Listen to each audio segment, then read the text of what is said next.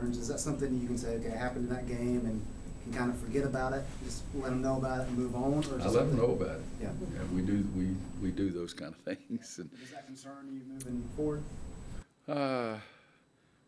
No. I mean, it's. I mean, Luke has made a lot of plays this year, getting it off the backboard and busting out on a dribble and dribbling down the court. But, I mean, we got 4 coaches and 17 parents yelling, easy, easy, easy. You don't attack one guy attacking 4. But Joel tried to go through an opening that wasn't very open, and Theodis made a bad decision and wasn't the easiest play he can make. But we're going to have turnovers because we try to be aggressive. But that was probably the thing that I was more concerned about, is that we were so passive. We were passing the ball around, and, not getting very good shots. And when we did get an open look, we rushed everything. Bagley came out, and I know he blocked 1 3-pointer by Joel, and he got out and really bothered Kenny's when Kenny shot the air ball. And so, again, you got to give them some credit. A 6'11" guy being willing to come out and challenge the 3-point shots, pretty impressive too. Coach, you've been at this such a long time. I'm sure there's a million scenarios you've had with teams entering the postseason. Some have done well, some have stumbled a bit. Is there trepidation? Do you have any concerns as we move forward here? I have concerns every year. I mean, when we win the league, I'm just as concerned as I am now when I'm going to say tied for 3rd. I'm not going to say 6th. But, no, I always have fears. I always have doubts. But I try to compartmentalize them, and when I get to the team, we talk about goals and dreams. I don't talk about the problems that we have. I believe in showing kids the mistakes they make. We're going to practice today, and we'll watch tape afterwards, and the tape will be on the Duke game and try to show the mistakes we made and things that I think can be easily changed. But it's so different. I mean, I think I'm right on this. Steve probably knows this. I mean, guys, we've been to, I think, 9 Final Fours. We only won the conference tournament twice, once here and once at Kansas, I think. And, yeah, so it's you're always going to have some blips. I mean, who is it? Michigan's on a 9-game winning streak. That's really hard. Can you continue that through 6 more games? And but Michigan's playing great, and some teams that I've had have played great down the stretch, and hopefully we can start playing a little bit better. But again, 9 times to the Final Four, and we only won the conference tournament twice. Do you have a measure of comfort knowing that your core group knows what it's like to lose to Duke in the last game of the regular season and then do something different in the tournament? And even last year, losing to Duke in the semifinals and going on and winning it all, but they understand what it takes, and it's not the end of the world? Yeah, it's not the end of the world. I had a little meeting with Joel and Theo yesterday. I said, hey, last year,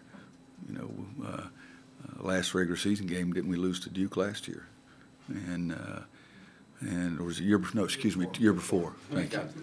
See, I really pay a hell of a lot of attention, it's that kind of thing. So I don't think there's any pattern. You just got to play better. But it was, I said, 2 years ago in that same scenario, we lost to Duke at Duke, and, we played on the last Monday night. And you just got to play well once you get in there and get started. Coach Smith used to say 100 years ago, you build your momentum once you get in the tournament. And I think there's a lot of truth to that, and I'm talking about the big tournament. Yeah, you build some momentum when you get in the ACC, but, boy, you better not be thinking about that when you get in the NCAA tournament, because I think that's really a recipe for failure. Speaking of Coach Smith, I was thinking about great ACC teams that are forgotten because they didn't do well in the NCAAs, and you've mentioned the '84 Carolina team before. What was so disappointing about that? '84 North Carolina, 97 Kansas. I thought both those teams were the best teams in the country. But the NCAA doesn't always signify the best team in the country. It signifies the team that won on that game night. I think it was '05, I think. We won the national championship, and I think San Antonio and Detroit played for the NBA championship, and they both lost their first game in the first round. And I told both those guys, if you'd been in the NCAA, you'd gone home. That's the difference in the NBA. I think the best team usually does win. It's 3 of 5, and then it gets to be 4 of 7. But 97, we lost Jared, played 12 minutes in the game against Arizona, and in '84 North Carolina. Those were. It'd be hard to say that any of our championship teams have been any better than those two teams were. You mentioned earlier this year about how you made the comment about the cocktail party. Has your attitude at all changed on the ACC tournament, or do you think other people are catching up to your attitude towards it? You know, I've stopped saying it just because I didn't want to listen to people criticize me, kind of thing, and because it's not the most important thing in the world to me. There's no question about that. So I've tried to stop being so crass and cruel about it. But I want to win because I'm playing in it, period. But I really want to win that next one because we're playing in it. This one,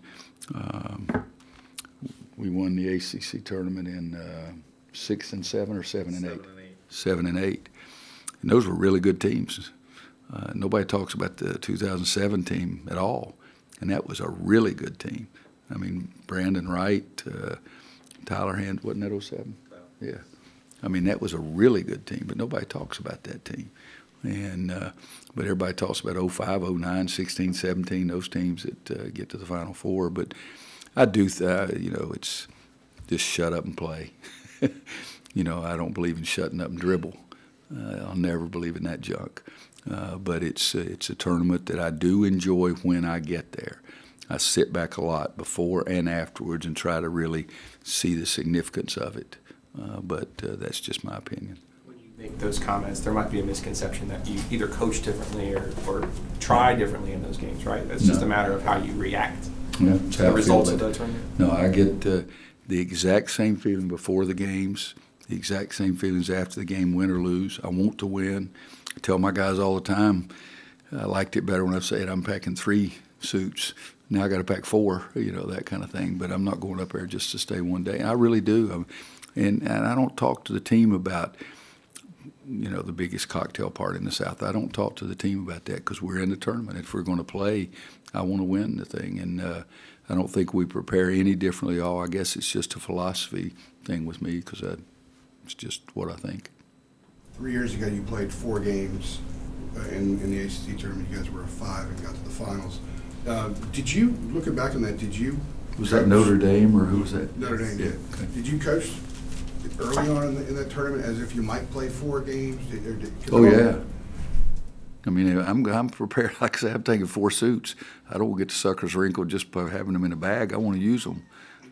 So we're going to try to win as hard as we possibly can. It's not going to be 99% physical and 99% mental. It's going to be everything we have. And so the first day, we're prepared to try to stay there. But you got to win the first day.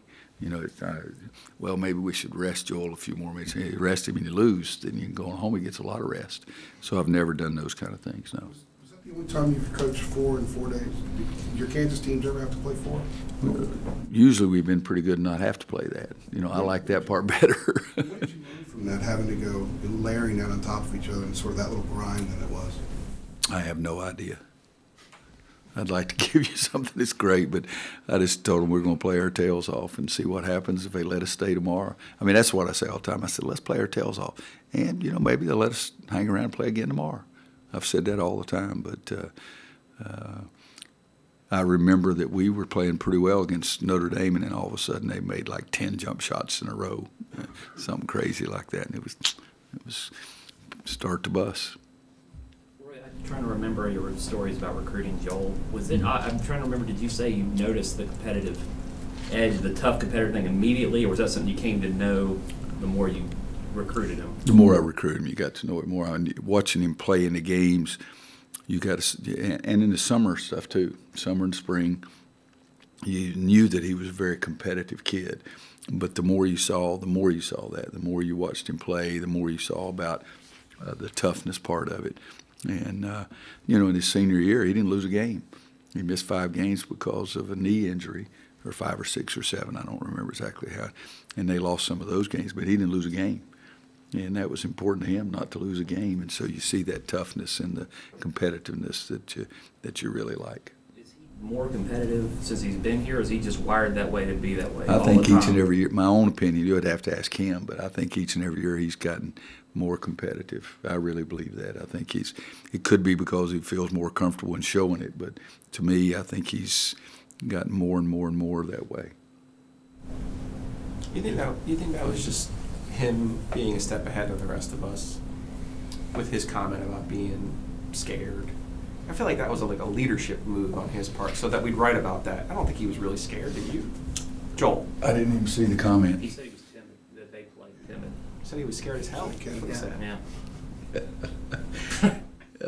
You know, some things I don't tell you. That's okay too. But no, you know, there's 3 or 4 levels. You know, timid, tight, afraid.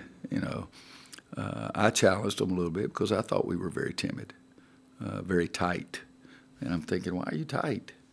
I mean, that just doesn't make sense. You're playing a basketball game. I mean, my security person over there has got multiple myeloma and didn't show up for the game. He's been taking chemo. That's the kind of thing you should be tight about. But I did. I challenged him after the game because I thought we were way too tight, and we were not playing as aggressively, not just pushing the ball, but thinking aggressively. You know, you start worrying because another team's making shots. That always used to drive me as coach, and I wasn't a very good player, but it drove me as a player too. But if you make a shot, by golly, I want to make one too. And now if you make a birdie, I'm going to try my darndest to make a birdie too. And then after I make that one, I'm going to make another one. I want to get you backing up. And I didn't see that kind of attitude. And it's the first time I've seen that.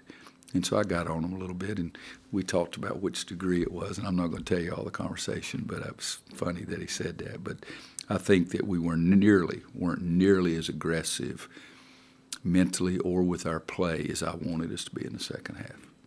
Do you think Joel Theo will have a different mindset here now that they've hit the postseason?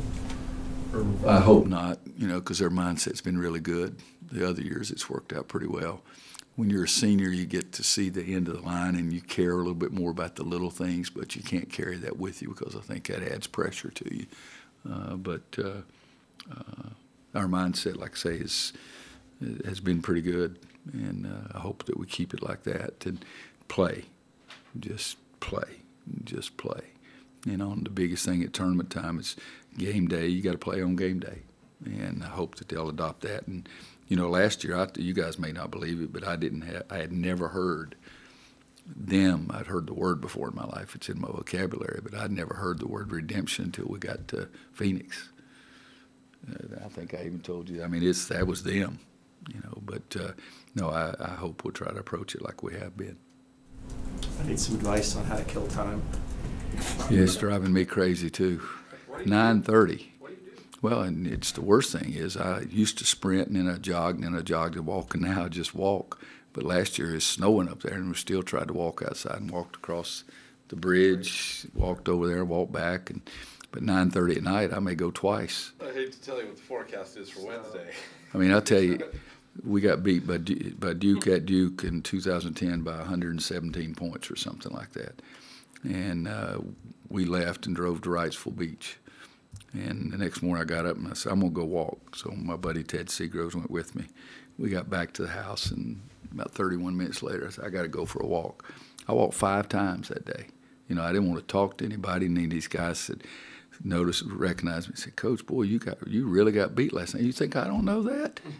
You know, and they weren't trying to be mean or anything, but no, I'm sure I walked 5 times, and a couple more years it'll probably be 7 times when I tell the story, but I know I walked 5 different times that day. A lot of rivers to spit in.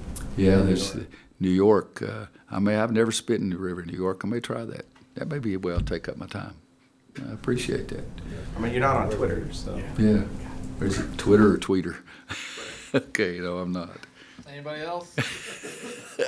We got Joel Wait a and minute. Luke. Anybody else? He's got one. Just curious, you talked about walking for years and you're running before. Do you make some important decisions when you're walking? Do you kind of process things to the point where you get back, you're like, okay, this is what we're No, doing? I do. I think a lot about the game. It gets me away from the phones. It gets me away from, you know, doing some stuff that sort of takes my attention away from coaching. So I do it for that part. Well, let me back up. I love ice cream and cake, and so I do it so I can eat more.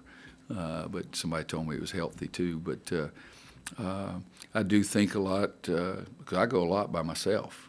You know, sometimes, most of the time around here, Clint goes with me, and we talk about everything. But and then I ask him questions, so he'll have to get out his phone and find the answer. You know, because I can't do those kind of things. But hey, big fella. But no, I use it to try to think a little bit, but also I just get out and enjoy it. You know, it's hard to enjoy walking across that bridge in the snow, but you know, we'll find out. You're on, big fella. Still get nervous?